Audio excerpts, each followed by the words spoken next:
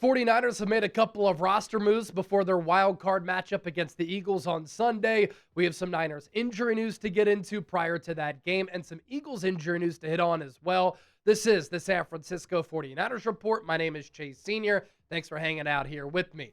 New subscribers picked up today. Niners Report falling behind. Eagles now up to 30. The 49ers Report up to 15. You can help change that right now if you lock us in and hit that sub button for elite daily coverage of the San Francisco 49ers right here on the channel. Some Niners roster moves to hit. The 49ers promoted linebacker Eric Kendricks from the practice squad to the active roster. The Niners also placed linebacker Tatum Bethune on injured reserve with that groin injury. That's a groin injury that might require surgery that he suffered on Saturday night against the Seattle Seahawks in Week 18. And then the Niners also officially today made a move that we talked about last night in signing linebacker Kaiser White to the practice squad. And then they also added another linebacker, adding this player to a reserves and future contract, Milo Eifler. So why did the Niners do this? Every Niners linebacker who made the initial 53-man roster back prior to the season after that third preseason game was hurt following the Seahawks game.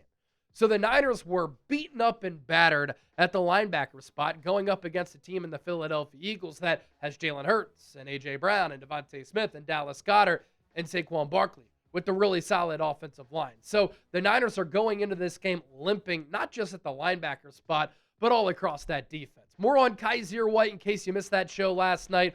Fourth-round pick by the Chargers in 2018. Played his college football at West Virginia. He's a physical linebacker. Looks pretty mean with that black visor as well. 100-plus tackles in 2021 with the Chargers, 2022 with the Eagles. He was the starter for that team that made it to the Super Bowl and beat the Niners in the NFC Championship game.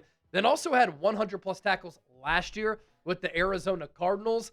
Wasn't really healthy this year, so he only played one game with the Tennessee Titans. Kyle Shanahan was asked about Kaiser White today and said, I'm going to have to see him in practice all throughout the week, but he does have an opportunity to play if he's elevated from the practice squad. And then there's Milo Eifler here, who is a local kid, grew up in Berkeley, California, did not play football until his junior year of high school. He was adopted as well by, I believe, a professor or a doctor, played at Washington and then Illinois, UDFA in 2021. He's hopped around on a couple of rosters and practice squads. He's played in 17 games throughout his NFL career.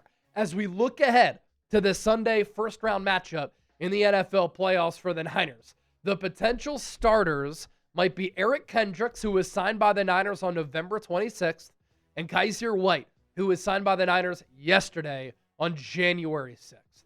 Curtis Robinson might be in the mix. Obviously, he's better as a special teamer, but he's been a healthy scratch of late because he was so bad in coverage when he was getting opportunities to start at that linebacker spot, especially when Tatum Bethune was out for a little while with injury. These players not practicing today for the Niners. Left tackle Trent Williams, hamstring.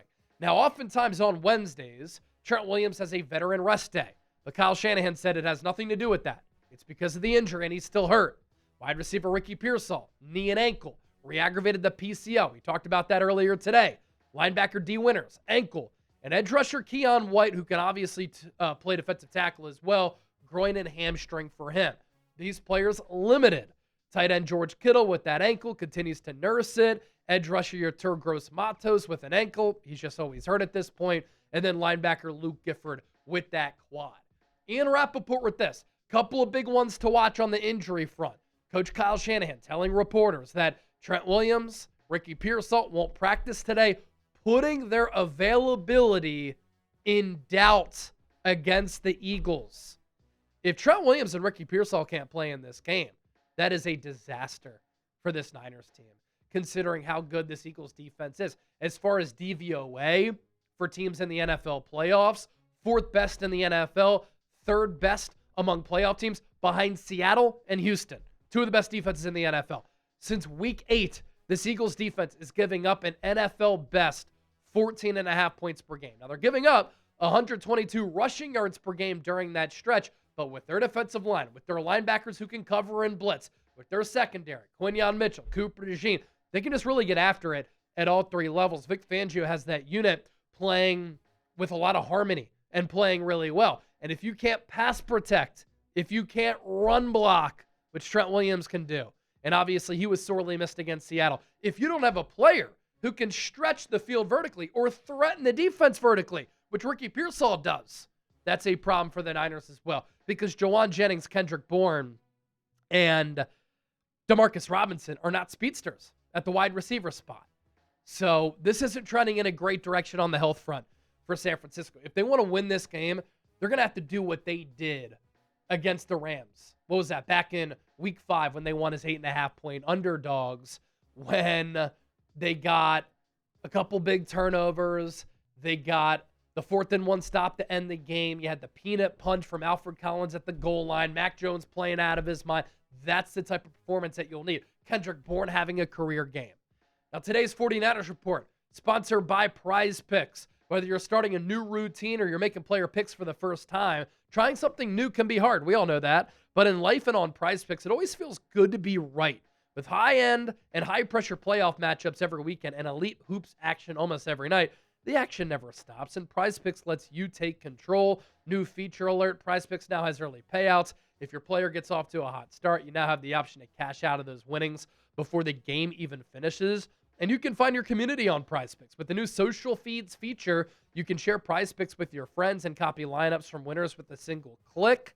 Copy lineups you like or use them as inspiration for your own picks. You can even follow PrizePicks partners like us and tailor fade our picks with just one click. 4-pick power play, A.J. Brown more on the receiving yards, Christian McCaffrey finding the end zone through the air on the ground, Dallas Goedert more than a half touchdown as well, and then George Kittle more on the receiving yards. So download the PrizePicks app today. Use the code CLNS. Get $50 in lineups after you play your first $5 lineup. That's code CLNS to get $50 in lineups after you play your first $5 lineup. PrizePicks. It's good to be right. Some Eagles injury news here. Philadelphia had some marquee players return to the practice field today. They're healthy. The Niners are not. And all these players studs for that Eagles defense. Lane Johnson, one of the best right tackles in the history of football. If you put together an offensive line with Trent Williams bookending your left side and then Lane Johnson at right tackle, you'd have one of the best offensive lines ever. Jalen Carter at defensive tackle. Linebacker Nakobe Dean, who's played awesome since coming back from his patellar tendon injury, which he suffered in the wild card round last year. And then the Eagles trade deadline acquisition in Jalen Phillips, who's been superb. It's actually pretty crazy how much better the Eagles are with Lane Johnson compared to when he misses time. He was drafted all the way back in 2013 out of Oklahoma, and with him, the Eagles have a record all-time of 110-57-1. Without him, they're 18-27 this year, 3-4. For Jalen Carter, we know how disruptive, aggressive, violent, and physical he is. He did miss some time because he got procedures on both of his shoulders, but he came back against Buffalo, and he was back to his normal self. Nakobe Dean is a very interesting player. He has really good instincts and really good play smarts. He can read and react against the run and fill those run gaps. Vic Fangio likes to use him as a blitzer a lot, whether it's delayed or designed. And then he can drop back in coverage. And so the matchup of George Kittle going up against this Eagles team, it's kind of a good matchup for the Eagles because they have good coverage linebackers, and then they can put Cooper DeJean on George Kittle as well. And then how about Jalen Phillips? Like, I called for John Lynch to make a move at the NFL trade deadline for a pass rusher because it would have helped that team tremendously. We've continued to see that since the deadline passed and the Niners didn't make a move. The Eagles gave up a third-round pick for Jalen Phillips, and if he leaves in free agency, they just get a third-round pick back, compensatory fashion. And Jalen Phillips, in 8 games with the Eagles, 41 pressures, 32 hurries, 2 sacks, and 7 quarterback hits. In covering both teams as well, I know Niner fans are so frustrated with the injury problems for the Niners, but the Eagles manage player health and go about training method practices so much differently. And I actually had a response on this type of tweet that I sent out from Joe Banner, who used to be an executive for the Eagles and the Cleveland Browns.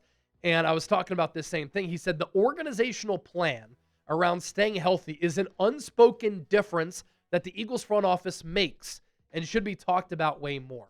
Now, it's not to say the Niners don't prioritize this, but I've talked to trainers who used to work with NFL teams. They've told me that what the Niners do from a weightlifting, training, and recovery standpoint is known in NFL circles to be different than what other teams do across the NFL.